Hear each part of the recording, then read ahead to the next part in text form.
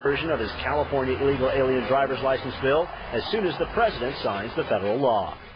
Though the Real ID Act would make it more difficult for terrorists to board an airplane, enter a federal building, or open a bank account, it could clear the way for more than 2 million illegal aliens to receive driving-only licenses in California. Lou? Casey, thanks very much. Casey Wyand. Well, as Casey just reported, the Real ID Act would allow states to set up so-called two-tiered driver's license programs for residents and illegal aliens. 2 states already allow illegal aliens to obtain driving certificates that are not permitted to be used as identification. Those states are Tennessee and Utah.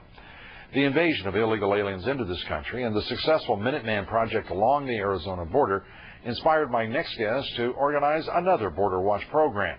The Friends of the Border Patrol will begin monitoring the California border with Mexico in August. So far, the project has attracted hundreds of volunteers, including former law enforcement and military officials.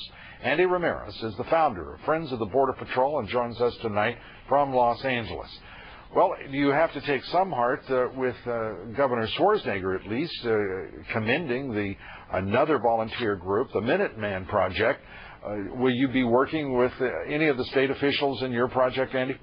Well, we absolutely would like to do that. If anything, I'd welcome the governor to both meet with me and my senior staff, as well as to come down to the border and participate, and not have one of these sanitized tour by Customs and Border Patrol's public information officers, but a real tour from perhaps either off-duty or recently resigned or retired Border Patrol agents.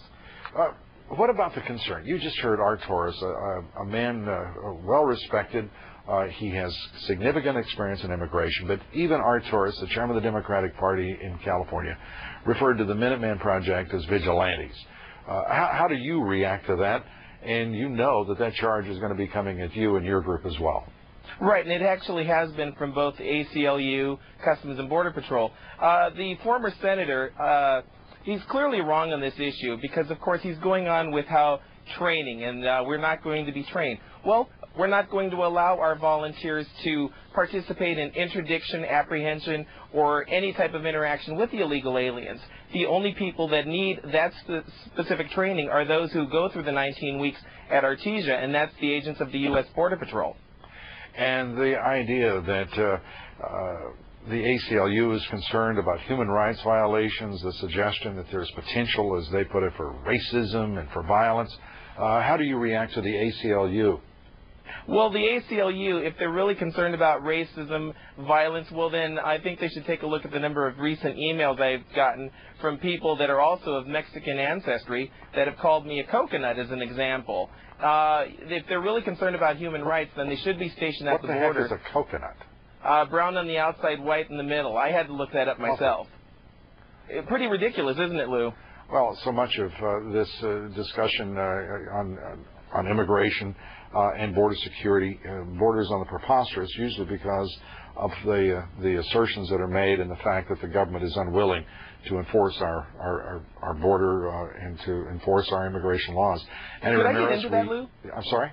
Could I get into that? Because there was a memo issued last November 16th by CBP Commissioner Robert Bonner, as well as Assistant Secretary Michael Garcia, and it was in a memorandum of understanding in which on page 13, paragraph C, that it was outlined that the Border Patrol cannot patrol beyond the interior, that it was specifically left for the ICE. However, it really is a de facto amnesty. Well, we'll get into that more. We're out of time. Andy Ramirez, come back. We'll be talking about this as you move forward, implementing the Friends of the Border Patrol. We wish you well. Thank you. Thank you, Lou. I'm very appreciative.